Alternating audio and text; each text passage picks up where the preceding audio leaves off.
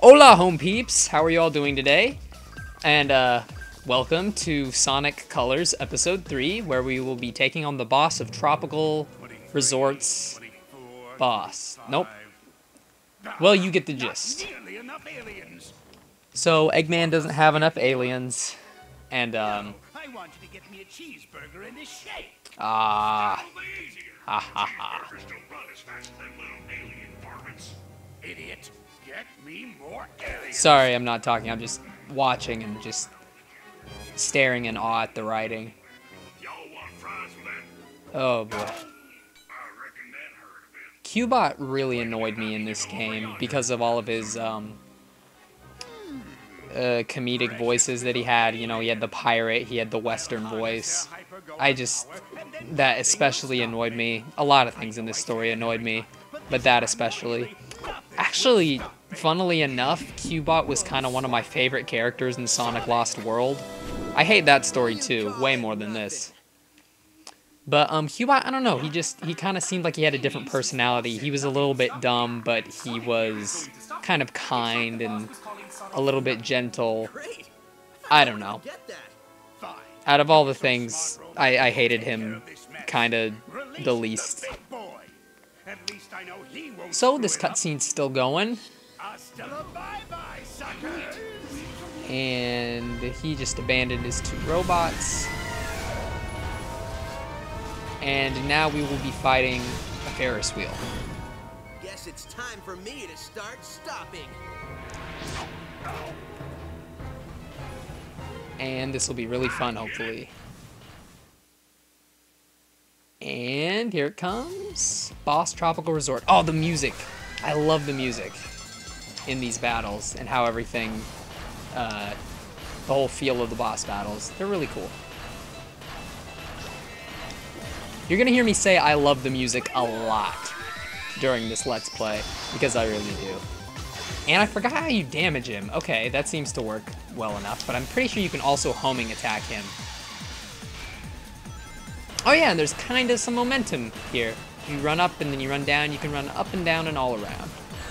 Oh, shoot. Okay. Homing attack. What, did I already beat him? Well, that was easy. Okay, so yeah, the bosses start out really easy and then they get harder as you go along.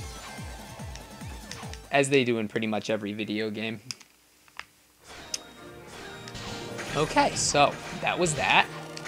Looks like this episode will have a little bit more in it other than the boss. And let's see what's next for old Sonic. Another cutscene. Great. I remember this was pretty much the first scene that I ever saw from Sonic Colors. It was one of the first things that they released about the game. And actually the first thing that they released was a little bit of the CGI opening, and I thought that was really cool. It got me hyped. And then one of the next things that they released was this cutscene, and I didn't care for it very much. Who are you, and what is happening to your people? Oh boy. You know, as much as I don't like the stories in this or Generations or Colors, or this is Colors, or Lost World, I don't know. I can't really blame them because I don't think they were trying. I think they achieved what they were trying to do, which is kind of like a, you know, the old Saturday morning Sonic cartoon, The Adventures of Sonic the Hedgehog. I think they were trying to do something like that, a little bit more lighthearted, not as dark. And he breaks the fourth wall and then awkwardly looks away. But yeah, I think they pretty much achieved what they were going for, which was really just trying to make, you know, just a Sonic game for kids. This is really, story-wise, just a game that really only kids can appreciate. It has some funny stuff from Eggman, if you listen to him in the background in, like, this stage and in the level select stage. Eggman says quite a few pretty funny things. But other than that, there's nothing much to appreciate here for anyone above, like, the age of 8.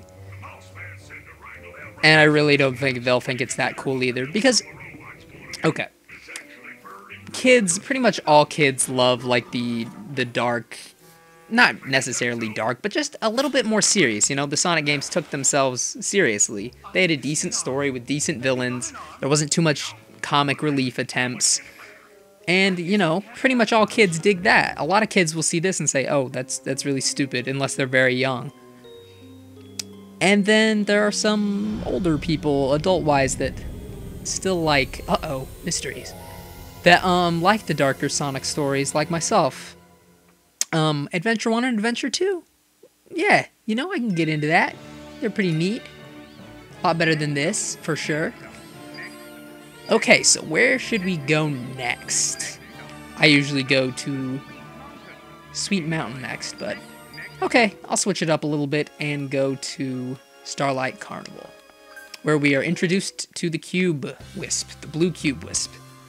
That's probably his name, I don't know. Oh! Every first act in all of the worlds just has such a cool intro. My favorite is either this or Planet Wisp. Actually, probably Planet Wisp. Planet Wisp's Act 1 is just awesome. I will, to this day, I will still restart that level and like not even play it all the way through. I'll just see that opening where Sonic hops up and, well, you know what, spoiler alert. That's probably going to be the most exciting part of this Let's Play is when we start Planet Wisp. So, I'll save that. But this is a really cool intro too. So Starlight Carnival really shows off the graphics and the technical prowess of this game. Yeah, they really did a nice job presentation-wise. Ooh, that's so cool how he just does that little loop-de-loop and he's just running around. You know, I barely touched a button, but that's okay because it's really awesome. Alright, so now we're about to use the blue Cube Wisp. Head over here to get it. Hop up, and I'm thinking I'm going to go up there. As you can see, there are sometimes quite a few alternate pathways, which I like about this game. That's a great thing to have in any platformer, or any game in general, pretty much. An alternate way. Things that stay too linear get kind of boring sometimes. But also, I like a little bit of linearity in my Sonic games occasionally, you know, for just speedrun purposes and stuff. So, hop over here. Oh, darn. What? Oh yeah, I always hated that in this game. For some reason, when Sonic falls, he just kind of throws out his arms and just reduces his speed dramatically. And I always was looking, when I started this game, for like a fan underneath him or something to explain why he dropped so slowly. But they never give you any explanation. He just can do that now. And I think he might have done that in Unleashed first. But yeah, he did it in this, definitely. That's when I really noticed it. And in all subsequent Sonic games. Yeah, it really bothered me. Okay, so here we can smash into the Motobugs, which have been beefed up significantly. Look at them keeping up with Sonic. Oh, yeah, why am I not boosting? Boosting is so fun. So, kill the Motobugs, get the boost. Keep the boost going. Keep the boost going, keep your heart flowing. That's what Sonic says. Wow, okay, this part is long. Oh, and just into the black hole. That is the best place for you to go, buddy. Run right on in. I wonder if Sonic has control of this rainbow, or if he's just kind of following it. He's got to follow his rainbow. I wonder if that was intentional. I seriously doubt it. Oh, okay. I don't remember this part. Okay, get that checkpoint, kill the egg pawns. Yeah, okay, the enemy variety in this game isn't too great. It's just quite a bunch of egg pawns everywhere. And to Sega's credit, or Sonic teams, they are colored and themed differently, depending on which zone or world or planet, whatever, you go to. So that's pretty nice. But yeah, you'll be seeing a lot of egg pawns in this game. And it looks like we're getting pretty close to 10 minutes. I actually remembered to set my watch, but we'll go ahead and finish the level if I can figure out how to do it. Open up, please. Thank you. I'm just going to talk to the level and ask it to do things nicely for me, and hopefully it'll abide. chilling out. Okay, let's boost out of here. Ah, let's keep going. Ah! Ah! Woo! Barely made it. Sorry. I'm known to just shout out Sonic quotes sometimes in the middle, well, all the time, in the middle of conversation. I barely made it. Whoa, sweet.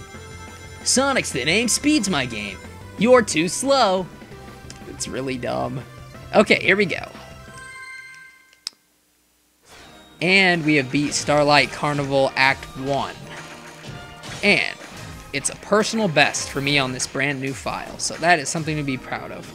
So, thank you for watching, guys, or girls, or guys and girls, or a guy with his brother, or a sister with her sister, or moms, dads, grandpas, grandmas, people of all religions. Okay, I'm going way over 10 minutes.